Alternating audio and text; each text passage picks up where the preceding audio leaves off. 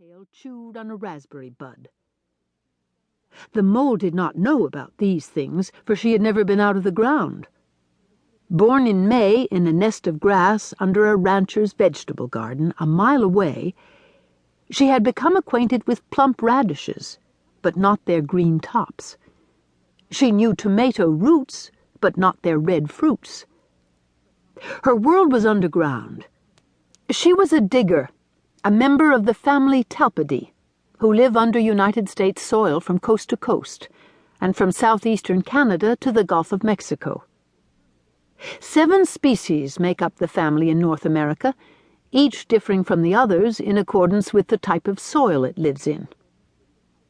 The star-nosed mole likes damp meadows, moist woods and bogs. The hairy-tailed mole seeks the well-drained soils of woodlands, and the mole of Montezuma, Kansas, Scalopus aquaticus, and her kin inhabit the loose soils of meadows, pastures, and open woodlands. The others like slightly different soils, but all live underground. When she was a month old, the mole had left her mother and 2 brothers and had followed a family labyrinth to the end of the garden. With a bushel of dirt, she had closed the route back to her home, turned west, and excavated a tunnel far out under the wheat field. Her tunnel was neat and small, about 1½ inches wide and 1 inch high. After digging for several days, she had come to the rich loam along Crooked Creek. She smelled its many insects and worms, and was pleased. Still unaware of the sun and the moon, she had begun her solitary life as an adult mole. After settling down, she had carved a round chamber beneath a rock buried in the creek bank. She had filled it with rootlets and bits of root bark and woven them into a bed. Then she had excavated 5 runways from this central station until she had 4 miles of major tunnels. The wheat root run wound under the field. The creek run ran along the bank of Crooked Creek. The cottonwood run led in and around the roots of the cottonwood trees, and the road run went through soft loam and grass roots to the edge of the human-made country road. The bridge run, her favorite, tunneled off to a white grub, beetle larva community, and on to the worm-filled soil near the bridge. These she relished, for she was an insectivore as well as a digger. The mole ran her tunnels without seeing. Moles have lived in the ground for so long that their eyes have become functionless.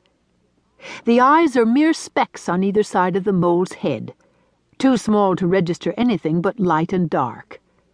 Skin grows over them. Many moles live their entire lives, 1 to 3 years, without experiencing more than a pale ray of light. Certainly this mole had not seen sunshine or moonshine, for she had dug deep. Lack of sight did not bother the mole. She had inherited from her ancestors a highly developed sense of smell. She could see, so to speak, with her nose. As she ran along her tunnel this day, the scent of ice crystals in the ground speckled the darkness with chemical shapes. A worm appeared in the smelling part of her brain. She dug through the earth to it as if she could see it. She ate. Her lightless day would last 3 hours. Then she would sleep for 5 hours. A 24-hour day on top of the earth was 3 mole days. Although there is no night and day under the ground, just the times the mole is awake and asleep, there are seasons. The mole knew it was winter from the behavior of the roots. They do not die like the surface plants, they simply change their activities. The winter wheat roots that had come down into the mole's tunnel soon after the crops were planted in September were no longer writhing as they do in the growing season, but were creeping and seeking. They were taking up minerals and water and holding them in their storage cells below the frost line. The roots were growing at their tips as they moved away from the cold. They were full and stiff with the food they had collected and stored.